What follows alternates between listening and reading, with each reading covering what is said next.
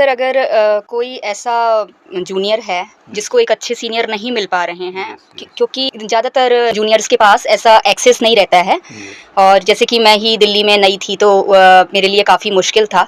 तो उस परिस्थिति में जूनियर को एकदम खाली बैठने से तो अच्छा है कि वो कुछ ना कुछ चाहे यूट्यूब के माध्यम से चाहे अलग अलग एडवोकेट्स जिनका भी उसके पास एक्सेस है उनसे उसको सीखते रहना चाहिए थोड़ा थोड़ा करके।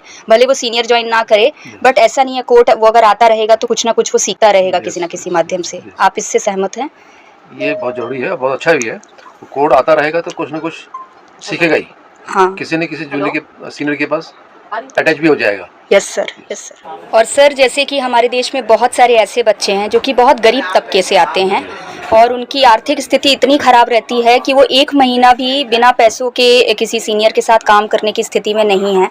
तो उन्हें अपने वकालत की शुरुआत कैसे करनी चाहिए? उनको अपने सीनियर के साथ मिलके, उनके साथ बैठ के कुछ ना कुछ करता रहना चाहिए, क्योंकि वो सीनियर के साथ अटैच होंगे तो कोई ना कोई काम उनको मिल जाएगा।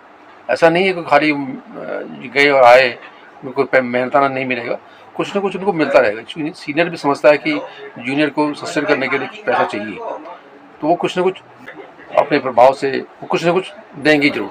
ये नहीं सोचना कि मतलब खाली बैठे हैं कुछ नहीं मिलेगा। ये आशा नहीं करनी चाहिए कि आपको कुछ नहीं मिलेगा। आपको कुछ ना कुछ मिलेगा।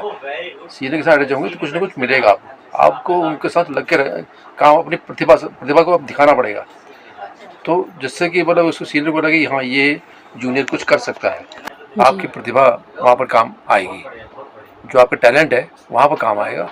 वो देखेंगे कि आपका टैलेंट क्या है। जैसे जो बच्चे वकालत की पढ़ाई कर रहे हैं उनको वकालत की पढ़ाई करने के बाद कौन कौन सी ऐसी स्किल्स में पारंगत रहना चाहिए जिससे कि सीनियर के वो काम आ सके? तो वो स्किल्स उनको एलएलबी के टाइम पे ही सीखनी चाहिए। तो वो कौन कौन सी स्किल्स हैं? कौन कौन सी ऐसी साधारण स्किल्स है जो इजीली वो सीख सकते हैं एलएलबी करते करते और इसके बाद वो उनके लिए काफ़ी आसान होगा सीनियर के साथ काम करना, जिससे कि सीनियर उन्हें पे कर सके?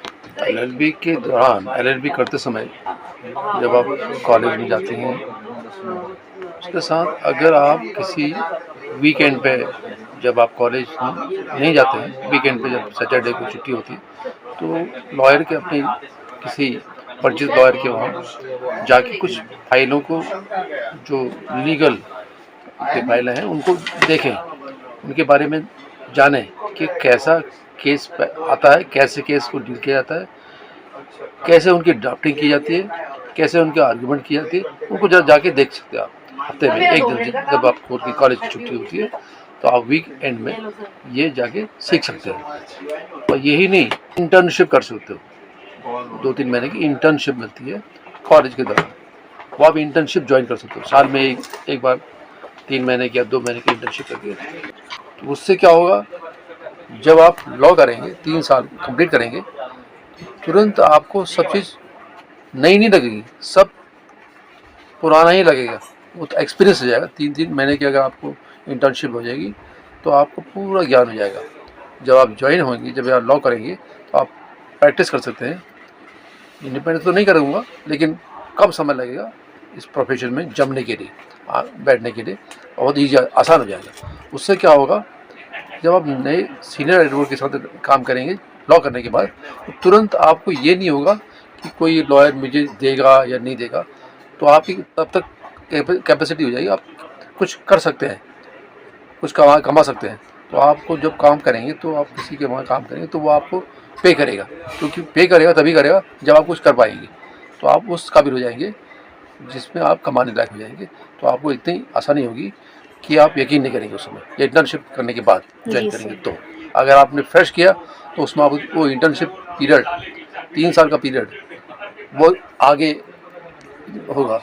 तो इसलिए आपको इंटर्नशिप के दौरान, इस कॉलेज के दौरान, वीकेंड में जाके कानून की बारीकियों के बारे में जानना ज़रूरी है, जो कि एक फ्रेश लॉयर के लिए उस समय बहुत मुश्किल होता है कि जब आप तुरंत ज्वाइन किए उसको 3 साल बाद आप लगेंगे, उससे ये नहीं होता।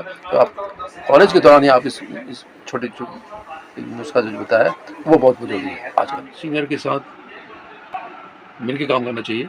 कहने का मतलब ये है कि किसी सीनियर के साथ काम करो तो उससे दिल लगा के काम करना चाहिए, और कम से कम मेरे हिसाब से 4-5 साल बहुत दिल लगा के काम करना पड़ेगा, तब जाके वो किसी स्टैंडिंग पे, किसी लीगल नॉलेज पे कुछ मास्टरी कर सकते हैं।